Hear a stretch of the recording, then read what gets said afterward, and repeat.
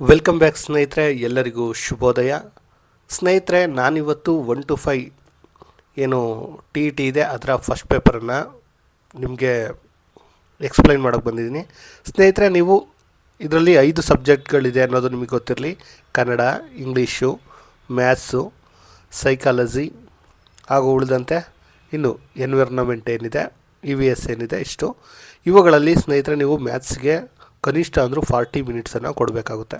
ಯಾಕಂದರೆ ನಿಮಗೆ ಗೊತ್ತಿರಲಿ ಸ್ನೇಹಿತರೆ, ಅದು ಹೆಚ್ಚು ಟೈಮನ್ನು ತಗೊಳುತ್ತೆ. ಕನ್ನಡಕ್ಕೆ ನೀವು 25 ಮಿನಿಟ್ಸನ್ನು ಕೊಡಬೇಕಾಗುತ್ತೆ. ಇಂಗ್ಲೀಷ್ಗೆ ನೀವು 30 ಮಿನಿಟ್ಸನ್ನು ಕೊಟ್ಟರೆ, ಸೈಕಾಲಜಿಗೆ 30 ನಿಮಿಷ ಕೊಡಲೇಬೇಕು, ಯಾಕಂದರೆ ಅದು ತುಂಬ ಟಫ್ ಆಗಿರುವಂಥದ್ದು. ಇನ್ನು EVSಗೆ ಸಂಬಂಧಪಟ್ಟಂತೆ 25 ಮಿನಿಟ್ಸ್ ಕೊಡಬೇಕಾಗುತ್ತೆ. ಸೊ ನೀವಿಲ್ಲಿ ಈ ರೀತಿ ಕ್ಯಾಲ್ಕುಲೇಟ್ ಮಾಡಿಕೊಂಡ್ರೆ ಮಾತ್ರ ನೀವು TETಯಲ್ಲಿ ಸಕ್ಸಸ್ ಆಗೋದು.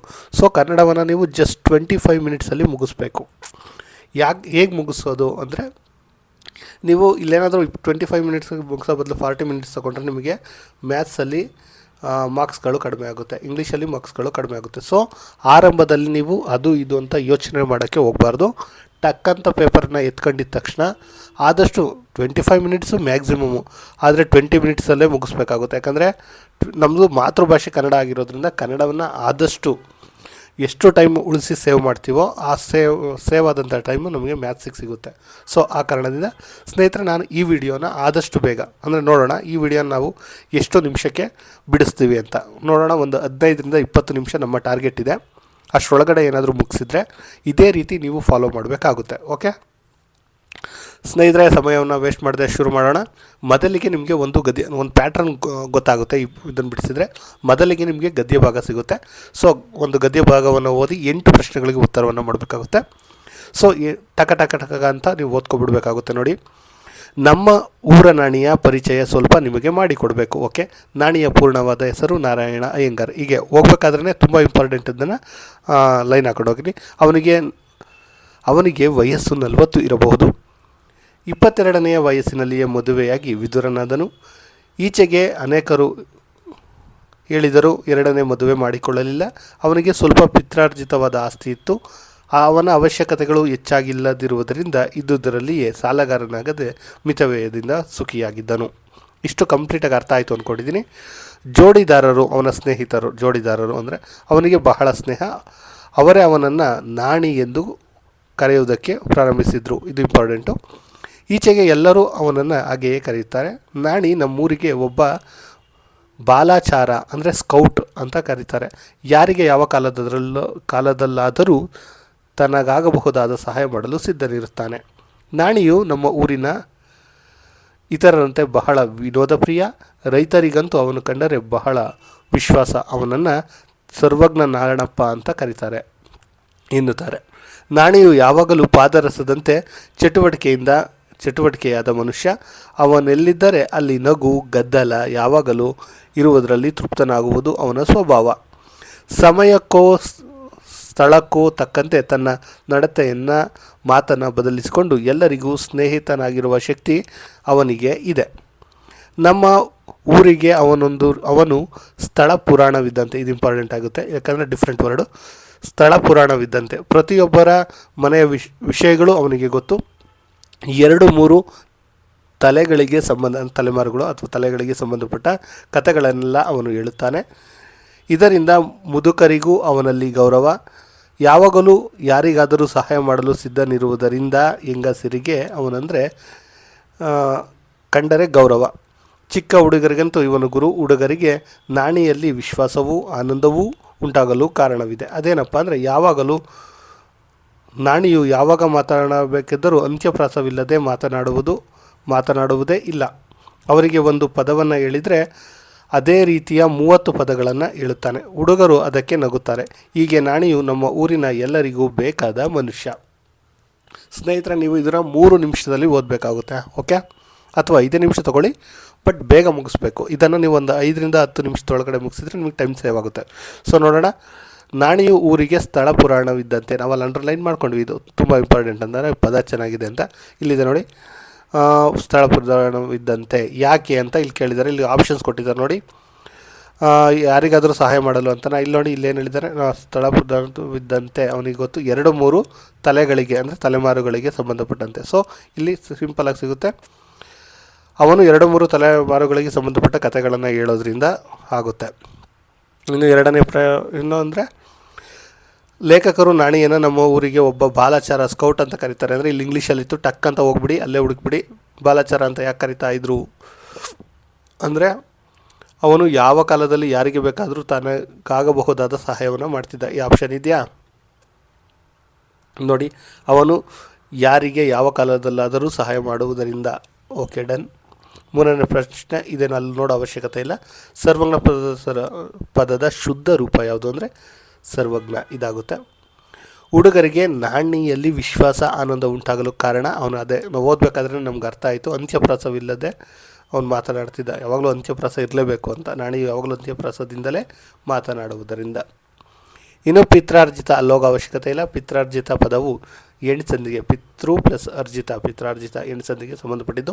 ಸಂಧಿಯನ್ನು ಇಲ್ಲಿ ವಿಸ್ತರಿಸಲ್ಲ, ಯಾಕಂದರೆ ನಾನಿಲ್ಲಿ ಏನು ಟೈಮಿಂಗ್ಸಲ್ಲಿ ಬಿಡಿಸ್ತೀನೋ ಅದೇ ಟೈಮಿಂಗ್ಸಲ್ಲೇ ನೀವು ಅಲ್ಲಿ ಸಂಧಿಯನ್ನು ಎಕ್ಸ್ಪ್ಲೈನ್ ಮಾಡೋಕ್ಕೆ ಟೈಮ್ ಇರೋಲ್ಲ, ನೀವು ಓದ್ಕೊಂಡಿರ್ಬೇಕು ಮುಂಚೆನೇ. ನಾಣಿಯನ್ನು ಮೊದಲು ನಾಣಿ ಅಂದರೆ ಹೆಂಗಸರು ಕರೆದ್ರೆ, ಮುದುಕರು ಕರೆದ್ರೆ, ಹುಡುಗರು ಕರೆದ್ರೆ ಇಲ್ಲ ಅವರ ಸ್ನೇಹಿತರು ಜೋಡಿದಾರರು ಕರೆದಿದ್ದು. ರೈಟ್. ನಾಣಿಯು ಸಾಲೆಗಾರನಾಗದೆ ಮಿತವ್ಯಯದಿಂದ ಸುಖಿಯಾಗಿರುವುದಕ್ಕೆ ಕಾರಣ ಅವನಿಗೆ ಪಿತ್ರಾರ್ಜಿತ ಆಸ್ತಿ ಇತ್ತು. ಹೌದು. ಎರಡನೇ ಮದುವೆ ಆಗದಿರುವುದರಿಂದ. ಹೌದು. ನಾಣಿಯ ಅವಶ್ಯಕತೆ, ಇದು ಇಂಪಾರ್ಟೆಂಟ್, ಅಂದರೆ ನಾಣಿಯ ಅವಶ್ಯಕತೆಗಳು ಕಡಿಮೆ ಇದರಿಂದ ಅವನು ಮಿತವ್ಯಯಿ ಆಗಿದ್ದ. ಓಕೆ. ಇನ್ನು 8ನೇದು, ರೈತರು ನಾಣಿಯನ್ನು ಹೀಗೆ ಕರೀತಿದ್ರು. ಏನಂತ ಕರೀತಿದ್ರು ರೈತರು? ನಾವು ಇದನ್ನು ಹಾಕ್ಕೊಂಡ್ವಿ, ರೈತರದು. ಒಂದು ಸೆಕೆಂಡು. ಏನಂತ ಕರಿತಾ ಇದ್ರು ಅಂದರೆ ಏನೋ ಒಂದು ವರ್ಡ್ ಬಳಸಿರಲ್ಲ, ಸರ್ವಜ್ಞ ಅಂತ ಏನಲ್ಲ, ಇಲ್ಲೇ ಹಾಕ್ಕೊಂಡಿದ್ದೀವಲ್ಲ, ಸರ್ವಜ್ಞ ನಾಣಪ್ಪ ಅಂತ ಕರಿತಿದ್ರು. ರೈತರು ಏನಂತ ಕರಿತಾ ಇದ್ರು? ಸರ್ವಜ್ಞ ನಾಣಪ್ಪ ಅಂತ ಕರಿತಾ ಇದ್ರು. ಇಲ್ಲಿ ಕೊಟ್ಟಿದ್ದಾರಾ? ಎಸ್, ಸರ್ವಜ್ಞ ನಾಣಪ್ಪ ಅಂತ ಕರಿತಾ ಇದ್ರು. ನೋಡಿ, 8 ಪ್ರಶ್ನೆಗಳಿಗೆ ಟಕ್ ಅಂತ ನಾವು ಕೇವಲ 5 ನಿಮಿಷದಲ್ಲಿ ಆನ್ಸರ್ ಮಾಡಿದ್ದೀವಿ. ಹಾಗೆ ನೀವು ಇದೇ ರೀತಿ ಮಾಡಬೇಕು. ನಿಮಗೆ ಫಸ್ಟಿಗೆ ಒಂದು ಲೆಸನ್ ಅಂದರೆ ಗದ್ಯ ಭಾಗವನ್ನು ಕೊಟ್ಟರೆ ನೆಕ್ಸ್ಟ್ ಪದ್ಯ ಭಾಗವನ್ನು ಕೊಡ್ತಾರೆ. ಆ ಪದ್ಯ ಭಾಗವನ್ನು ಕೂಡ ಇದರಲ್ಲೂ ಕೂಡ 6 ಪ್ರಶ್ನೆಗಳಿರುತ್ತೆ. ಇದನ್ನು ಕೂಡ 6 ನಿಮಿಷದಲ್ಲಿ ಮುಗಿಸೋಣ. ಮೊನ್ನೆ ನಡೀತಲ್ಲ ಬಾಹುಬಲಿಯ ಮಜ್ಜನ ಬೆಟ್ಟದಲ್ಲಿ ಕೇಳಿತೊಂದು ಪುಟ್ಟ ಮಗು ಕೇಳುತ್ತೆ ಅಜ್ಜನ, ಈತನಾರು ತಾತ ಇಲ್ಲಿ ನಿಂತು ನೋಡುತ್ತಿರುವನು, ಇಂದ್ರಗಿರಿಯ ನೆತ್ತಿಯಲ್ಲಿ ಏನು ಮಾಡುತ್ತಿರುವನು. ಇಂಪಾರ್ಟೆಂಟ್ ಇದು, ಇಂಥದ್ದು ಹಾಕೊಳ್ಳಿ. ಇಂದ್ರಗಿರಿಯ ನೆತ್ತಿಯಲ್ಲಿ ಏನು ಮಾಡುತ್ತಿರುವನು. ಅವಾಗ ಅವ್ರ ತಾತ ಹೇಳ್ತಾನೆ, ಇವನೇ ಬಾಹುಬಲಿ ಮಗು, ಧೀರತನದ ಮೂರ್ತಿಯು, ನುಡಿಯ ಒಳೆಗಳಲ್ಲಿ ತುಂಬಿ ಹರಿಯುವುದಿಹತನ ಕೀರ್ತಿಯು, ಹತ್ತುವವರ ಇಳಿಯುವವರ ನಿಂತು ನೋಡುತ್ತಿರುವನು, ನಿಲ್ಲುವವರ ನಡೆಯುವವರ ಲೆಕ್ಕ ಮಾಡುತ್ತಿರುವನು, ಬಳಲಿದವರಿಗೆ ಇಲ್ಲಿ ಕೈಯ ನೀಡುತ್ತಿರುವನು, ಇಲ್ಲಿ ಯಾಕೆ ಬಂದು ನಿಂತ ಇಷ್ಟು ದೂರ ಎತ್ತರ, ಭಯವಾಗದೆ ಇವನಿಗಿಲ್ಲಿ ಯಾರು ಇಲ್ಲ ಹತ್ತಿರ, ಇವನಿಗೆಲ್ಲಿ ಭಯವು ಮಗು, ಅಭಯ ಮೂರ್ತಿ ಈತನು, ಭರತ ಚಕ್ರವರ್ತಿ. ಇಂಥವು ಡಿಫ್ರೆಂಟ್. ಭರತ ಚಕ್ರವರ್ತಿ ಇವನ ಅಣ್ಣ, ಒಮ್ಮೆ ಆತ ಅಮ್ಮಿನಲ್ಲಿ ಬಂದು ಸೆಣಸಿ ತಮ್ಮನಲ್ಲಿ ಸೋತನು, ಗೆದ್ದ ರಾಜ್ಯ ಮರಳಿಸುವತ್ತ ನುಡಿದನೊಂದು ಮಾತನು, ನೀನು ಸೋತು ಗೆದ್ದೆ ಅಣ್ಣ, ನಾನು ಗೆದ್ದು ಸೋತೆನು, ಬೆಟ್ಟ ಕರೆಯುವುದು ನನ್ನ ಮುಗಿಲು ನನ್ನ ಹತ್ತಿರ, ಯಾವುದು ಉಂಟು ಅಣ್ಣ ಇಲ್ಲಿ ಜೀವವೆರೆದೆತ್ತರ ಅಂತ ಹೇಳ್ತಾನೆ. ತಪಸ್ಸೊಂದೆ ನೋಡಿ ಇಲ್ಲಿ, ಇದು ಇಂಪಾರ್ಟೆಂಟ್ ಆಗೋಳಿ. ತಪಸ್ಸೊಂದೆ ತಿಳಿಯುವುದೆಂದ ಹುಟ್ಟು ಸಾವಿನುತ್ತರ, ನಿಂತು ಹಾಗೆ ನಿಂತುಕೊಂಡು ಘೋರ ತಪವ ಮಾಡಲು, ಹುಟ್ಟು ಸಾವಿನಾಚೆಗೆ ಒಳೆವ ಆದಿ ನೋಡಲು, ಬಿಸಿಲು ಬಂತು ನೆರಳು ಬಂತು ಗಾಳಿ ಬಿಚ್ಚಿ ಬೀಸಿತು, ಒಮ್ಮೆ ಹಸಿರು ಒಮ್ಮೆ ಒನ್ನು ಅಚಡವನ್ನು ಆಸಿತು. ಅಚಡ ಈ ಪದಗಳು ಇಂಪಾರ್ಟೆಂಟ್ ಆಗುತ್ತೆ. ಆಸಿತು, ಸೂರ್ಯನೊಮ್ಮೆ ಚಂದ್ರನೊಮ್ಮೆ ಸುತ್ತಿ ಹಾಕಿ ನಡೆದರೂ, ದೀಪದಂತೆ ನಿಂತ ಇವಾಗೆ ನಮೋ ಎಂದರು. ಇಂಪಾರ್ಟೆಂಟ್ ಆಗುತ್ತೆ. ಇಷ್ಟು ಜನರು ಇಲ್ಲಿಗಿಂದು ಏಕೆ ಬಂದು ನೆರೆದರು, ಬಾಹುಬಲಿ ಎಂದು ಕರೆಯುತ್ತಿರೋರು. ಮಗು ಇಂದು ಇವನಿಗಿಲ್ಲಿ ಹಾಲಿನಲ್ಲಿ ಸ್ನಾನವು, ದಾರಿಯಲ್ಲಿ ದಣಿದ ಇವನಿಗೆ ಇವನದೊಂದೇ ಧ್ಯಾನವು, ಮುದ್ದು ಮುಖದಿ ಮುಗುಳ್ನಕ್ಕ ಸಿದ್ಧನಾಗಿ ನಿಂತಿಹ, ದುಗ್ಧ ಹಾಸದಲ್ಲಿ ನಲಿವ ಮುಗ್ಧ ಮಗುವಿನಂತಿರಹ ತಾತ ಹೇಳ್ತಾನೆ. ಎರವ ಮುಂಚೆ ಎಣ್ಣೆ ಹಚ್ಚಿ ಅಮ್ಮ ನನಗೆ ಹೀಗೆಯೇ ನಿಲ್ಲಿಸುವಳು, ಬಾಹುಬಲಿಯ ಕೂಡ ನನ್ನ ಹಾಗೆಯೇ ನಿಂತು ಕಾಯುತ್ತಿರುವನು, ಕಣ್ಣು ತೆರೆದು ಮೊದಲ ಚೆಂಬಿಗೆ ಗೊಮ್ಮಟೇಶನಕ್ಕೂ ಬಿಟ್ಟ ಕಂಡು ಮುಗ್ಧ ನಂಬಿಗೆ ಅಂತಿದೆ. ಸಿಂಪಲಾಗಿ ನಮಗೇನು ಅರ್ಥ ಆಗಿದೆ ನೋಡೋಣ. ಅಮ್ಮಿನಲ್ಲಿ ತಮ್ಮನನ್ನು ನಾವು ಇಲ್ಲೊಂದು ಅಮ್ಮಿನಲ್ಲಿ ಬಂದು ತಮ್ಮನಲ್ಲಿ ಸೋತವನು ಯಾರು? ಭರತ ಚಕ್ರವರ್ತಿ. ನಾವು ಅದನ್ನು ಮಾರ್ಕ್ ಮಾಡ್ಕೊಂಡಿದ್ದೀವಿ ಅಂದ್ಕೊಂಡಿದ್ದೀನಿ. ಇದನ್ನು ನಾವು ಆಗಲೇ ಕ್ಲಾಸಲ್ಲಿ ಕೇಳಿರ್ತೀವಿ ಇದನ್ನು, ಸೊ ಅದರಿಂದ ತುಂಬ ಈಸಿ ಅನಿಸುತ್ತೆ. ಇಲ್ಲಿ ನೋಡಿ, ತಮ್ಮನಲ್ಲಿ ಸೋತನು ಯಾರು? ಭರತ ಚಕ್ರವರ್ತಿ.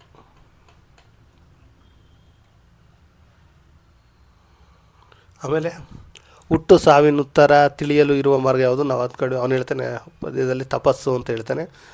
ಬಾಹುಬಲಿ ನಿಂತಿರುವಂಥದ್ದು ಯಾವುದು ಅಂದರೆ ಇಂದ್ರಗಿರಿ. ಆಗಲೇ ನಾವು ಮಾರ್ಕನ್ನು ಮಾಡ್ಕೊಂಡಿದ್ದೀವಿ. ಗೊಮ್ಮಟೇಶ್ವರ ನಗಲು ಕಾರಣ ಮಗುವಿನ ಮುಗ್ಧ ನಂಬಿಕೆ. ಓಕೆ. ಪದ್ಯದ ಪ್ರಕಾರ ಹಾಲಿನ ಮಜ್ಜನ ಇವರಿಗೆ ನಡೆಯುತ್ತಿತ್ತು. ಯಾರಿಗೆ ಅಂದರೆ ಯಾರಿಗೆ? ಬಾಹುಬಲಿಗೆ ನಡೀತಿತ್ತು. ಮೊನ್ನೆ ಇದು ಪದ ನಿಮಗೆ ಗೊತ್ತಿರಲಿ, ದ್ವಿರುಕ್ತಿ. ಡಬಲ್ ಸರಿ ಹೇಳ್ತೀವಿ, ಅರ್ಥ ಇದೆ ಅದರಿಂದ. ಅಚಡ, ಒದಿಕೆ. ಅಲ್ಲಿ ಅಚಡ ಆಸಿತ್ತು ಅಂತ ಹೇಳಿವಲ್ಲ, ಒದಿಕೆ. ಇನ್ನು ಭಾಷೆಯು ಮೂಲಭೂತವಾಗಿ ಮೌಖಿಕ ಕ್ರಿಯೆಯ ನಂತರ ಪಡೆಯುವಂಥದ್ದು. ಮೌಖಿಕ ಮೊದಲು ಮಾತನಾಡಿತ್ತು, ಆಮೇಲೆ ಪಡೆದಿದ್ದಂಥದ್ದು ಬರಹ. ಇನ್ನು ಸ್ನೇಹಿತರೆ, ಮುಂದಿನ ಪ್ರಶ್ನೆ ಈಗ ಇಲ್ಲ ಬೋಧನಾ ವಿಧಾನಕ್ಕೆ ಸಂಬಂಧಪಟ್ಟವಾಗಿರ್ತವೆ. ಭಾಷೆಯ ಉಗಮದ ಬಗ್ಗೆ ಇರುವ ದೈವ ಮೂಲ ಸಿದ್ಧಾಂತದ ಪ್ರಕಾರ ಭಾಷೆ ಹೀಗೆ ಉದ್ಭವವಾಗಿದೆ: ಅನುಕರಣೆಯಿಂದ, ಉದ್ಗಾರಗಳಿಂದ, ಭಾಷೆ ಸಂಜ್ಞೆ, ಸೃಷ್ಟಿಕರ್ತನಿಂದ. ಇವರು ದೈವ ಮೂಲ ಸಿದ್ಧಾಂತದ ಪ್ರಕಾರ ಸೃಷ್ಟಿಕರ್ತನಿಂದ ಸೃಷ್ಟಿಯಾಗಿದೆ ಎನ್ನುವಂಥದ್ದು. ಕನ್ನಡದ ಲೇಖಕಿಯರಿಗೆ ನೀಡಲಾಗುವ ಪ್ರಶಸ್ತಿ: ಜಕಣಾಚಾರ್ಯಲ್ಲ, ಗುಬ್ಬಿಯಲ್ಲ, ಶಾಂತಲಾಲ, ಅತ್ತಿಮಬ್ಬೆ ಪ್ರಶಸ್ತಿಯನ್ನು ನೀಡಲಾಗುತ್ತೆ. ಪ್ರಬಂಧ ಬೋಧನೆಯ ಉದ್ದೇಶಗಳಲ್ಲಿ ಇದು ಒಂದಾಗಿದೆ. ಶುದ್ಧ ಪ್ರಯೋಗ ಅಭ್ಯಾಸ ಮಾಡಿಸುವುದು, ನಿರರ್ಗಳತೆ ಅಭಿವ್ಯಕ್ತಿಪಡಿಸುವುದು, ಪರೀಕ್ಷೆಗಳಲ್ಲಿ ಹೆಚ್ಚು ಹಾವಭಾವ, ಅಭಿನಯ ಕೌಶಲ್ಯ. ನೋಡಿ, ಪ್ರಬಂಧ ಅಂದರೆ ಇಲ್ಲಿ ಏನು ಅಭಿನಯ ಅದೆಲ್ಲ ಇರೋದಿಲ್ಲ. ಇಲ್ಲಿ ಪ್ರಬಂಧ ನೀವು ಬರೆಯೋದ್ರಿಂದ ಶುದ್ಧ ಭಾಷಾ ಪ್ರಯೋಗ ಆಗುತ್ತೆ, ನಿರರ್ಗಳತೆ ಮಾತುಗಾರಿಕೆ ಅಭಿವ್ಯಕ್ತಿ ವ್ಯಕ್ತಪಡಿಸುತ್ತೆ. ಮಾತುಗಾರಿಕೆ ಬರೋದಿಲ್ಲ ಪ್ರಬಂಧದಲ್ಲಿ, ಸೊ ಇಲ್ಲಿ ಡ್ಯಾಮೇಜ್ ಆಗುತ್ತೆ. ಪರೀಕ್ಷೆಯಲ್ಲಿ ಹೆಚ್ಚು ಅಂಕ ಅಲ್ಲ, ಅಭಿನಯ ಬರೋದಿಲ್ಲ. ಶುದ್ಧ ಭಾಷಾ ಪ್ರಯೋಗ ನಿಮಗೆ ಗೊತ್ತಾಗುತ್ತೆ. ಇನ್ನು ಈ ಕೆಳಗಿನವುಗಳಲ್ಲಿ ಬಾಯೋದಿನ ಕುರಿತು ಸಂಬಂಧಪಡದೇ ಇರುವ ಹೇಳಿಕೆಗಳು ಇದಾಗಿದೆ ಅಂತಿದೆ. ಸ್ನೇಹಿತರೆ, ನಿಮಗೆ ಗೊತ್ತಿರಲಿ, ಇದು ಮೌಖಿಕ ಪ್ರಕ್ರಿಯೆ. ಹೌದು, ಧ್ವನ್ಯಾಂಗಗಳ ಕೆಲಸ ಮಾಡ್ತವೆ. ಉಚ್ಚಾರದ ತಪ್ಪುಗಳನ್ನು ಗುರುತಿಸ್ಬೋದು ಬಾಯೋದಿನಿಂದ. ಕಡಿಮೆ ಕಾಲದಲ್ಲಿ ಹೆಚ್ಚು ವಿಷಯಗಳು, ಇದು ತಪ್ಪು.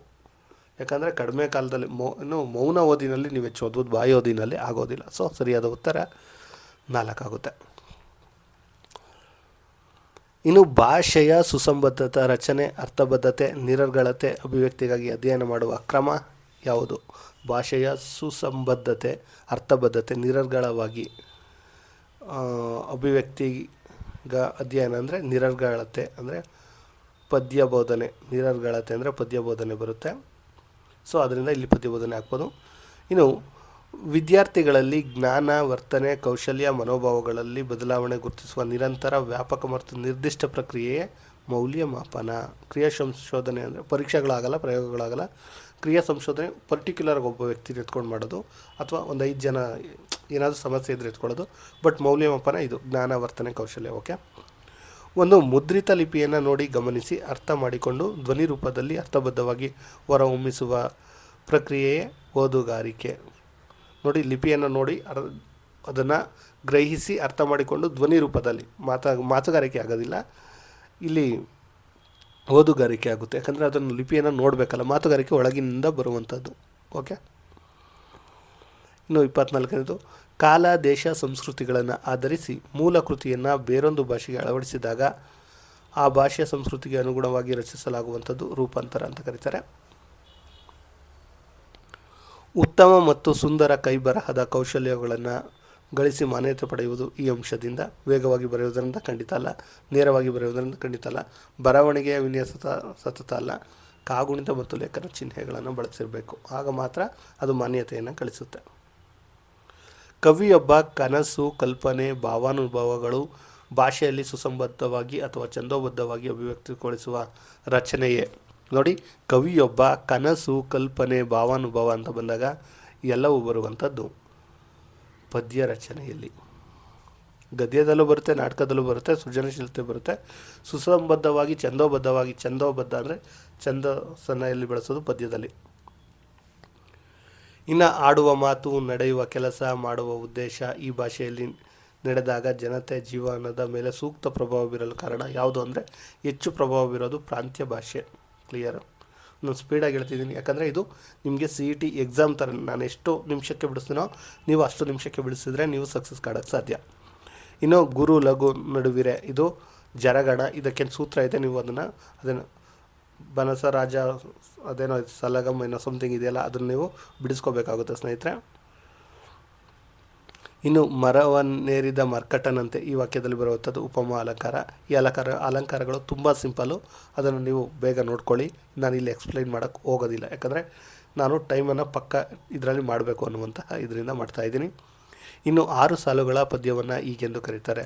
ತ್ರಿಪದಿ ಅಂದರೆ 3, ಚೌಪದಿ ಅಂದರೆ 4, ಅಷ್ಟ ಅಂದರೆ 8, ಉಳಿದಿದ್ದು ಷಟ್ಪದಿ ಅಂದರೆ 30, 6.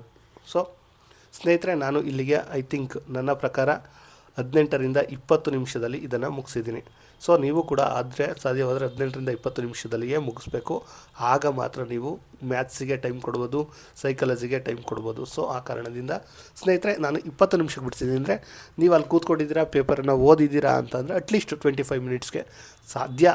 ಫೈನಲಿ ಆಗೋದೇ ಇಲ್ಲ ಅಂದರೆ 30 ಮಿನಿಟ್ಸ್ಗೆ ಬಿಡಿಸೋದ್ರಿಂದ ನಿಮಗೆ ಟೈಮ್ ಸೇವ್ ಆಗುತ್ತೆ, ಹಾಗೂ ನೀವು ಸಕ್ಸಸ್ಸನ್ನು ಕಾಣ್ಬೋದು ಇದರಲ್ಲಿ. ಅಂದರೆ ಆಗ ಬಂದಾಗ ನಿಮಗೆ 5 ಕ್ವಶನ್ಸ್ ಗೊತ್ತಾಗಿಲ್ಲ ಅಂದ್ಕೊಳ್ಳಿ, ಬಿಟ್ಬಿಡಿ, ಅಲ್ಲಿ 25 ಮಾರ್ಕ್ಸ್ ಬರುತ್ತೆ. ಕೊನೆಯಲ್ಲಿ ಏನಾದರೂ ಟೈಮ್ ಸಿಕ್ಕಿದರೆ ನೀವು ಮತ್ತೆ ಇಲ್ಲಿ ಮಾಡಬಹುದು. ಸ್ನೇಹಿತರೆ, ಈ ವಿಡಿಯೋ ಏನಾದರೂ ನಿಮಗೆ ಇಷ್ಟ ಆಯಿತು ಅಂದರೆ ತಪ್ಪದೆ ಒಂದು ಲೈಕ್ ಮಾಡಿ. ಸ್ನೇಹಿತರೆ, ನಾನು ಇಲ್ಲಿ ಎಕ್ಸ್ಪ್ಲೈನ್ ಮಾಡಿಲ್ಲ, ರೀಸನ್ ಏನಂದರೆ ಇದು ಟಿ ಇ ಟಿ ಅಂತ ನೀವು ಭಾವಿಸಿ ಅಂತ ಅಷ್ಟೇ. ಕ್ಲಿಯರ್? ಓಕೆ ಸ್ನೇಹಿತರೆ, ಈ ವಿಡಿಯೋ ಇಷ್ಟ ಆದರೆ ತಪ್ಪದೆ ಒಂದು ಲೈಕ್ ಮಾಡಿ, ನಮ್ಮ ಚಾನಲನ್ನು ಸಬ್ಸ್ಕ್ರೈಬ್ ಆಗೋದನ್ನು ಮರಿಬೇಡಿ. ಧನ್ಯವಾದ.